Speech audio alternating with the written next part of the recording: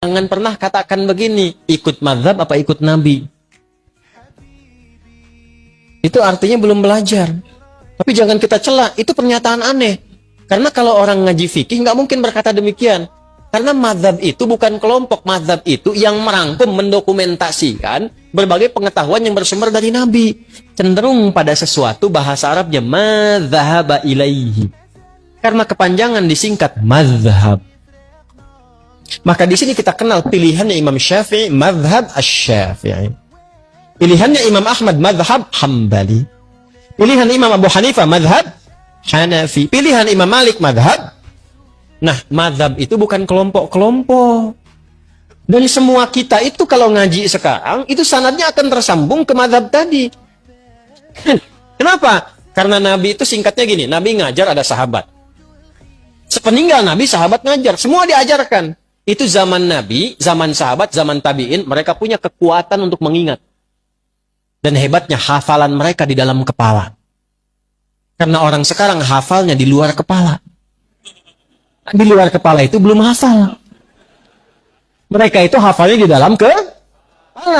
Nah, bertambahnya masa, berubah eranya, berkurang ingatannya. Karena orang dulu tuh maksiatnya sedikit.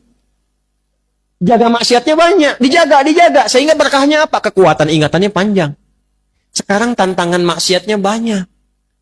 Dan ingat, maksiat itu salah satu penyebab utama mengurangi kemampuan untuk menghafal. Saya punya teman, hafal ribuan hadis. Masuk bioskop. Keluar, hilang semua hafalannya. Saya nggak tahu apa yang ditonton. Pulang keluar dari situ, hilang semua hafalan. Ingat, maksiat menghilangkan keberkahan. Imam Syafi'i ngadu kepada gurunya Imam Waqi.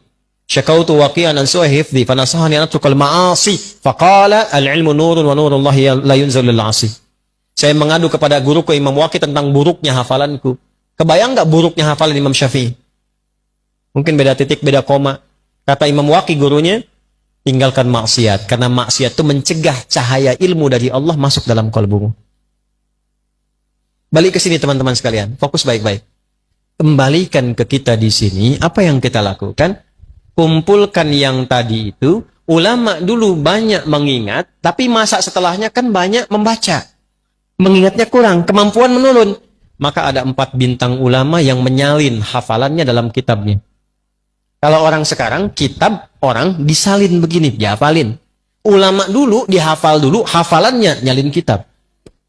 Kitab itu disalin dengan hafalannya. Hafal, salin kitab. Sekarang kan kitab ada, dihafalin. Ya kan? Maka 4 bintang itu, satu Imam Abu Hanifah An-Nu'man yang wafat tahun 150 Hijrah. Kedua Imam Malik bin Anas yang lahir tahun 94 Hijrah. Yang ketiga Imam Syafi'i yang lahir tahun 150 Hijrah. Dan keempat Imam Ahmad bin Hanbal yang lahir tahun 163 Hijrah. Itu mereka menghimpun referensi dari masa sebelumnya, dihafalkan, diturunkan lewat kitabnya. Jadi yang sekarang kita pelajari, itu mau nggak mau akan nyambung jalurnya ke mereka itu. Karena semua jalurnya begitu. Maksud saya, jangan pernah katakan begini, ikut mazhab apa ikut Nabi.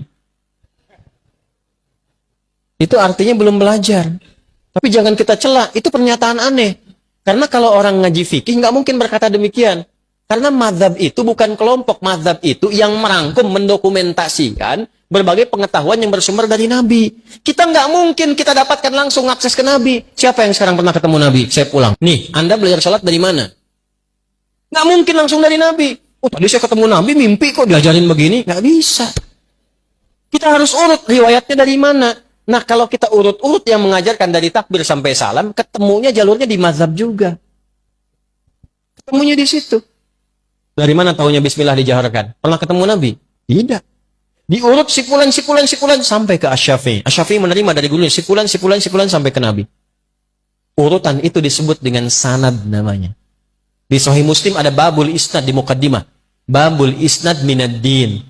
Jadi urutan dalam penyampai riwayat itu termasuk dalam agama. Jadi kalau salah menerima ilmunya, bisa salah ibadahnya. Nah, kita punya itu dalam Islam.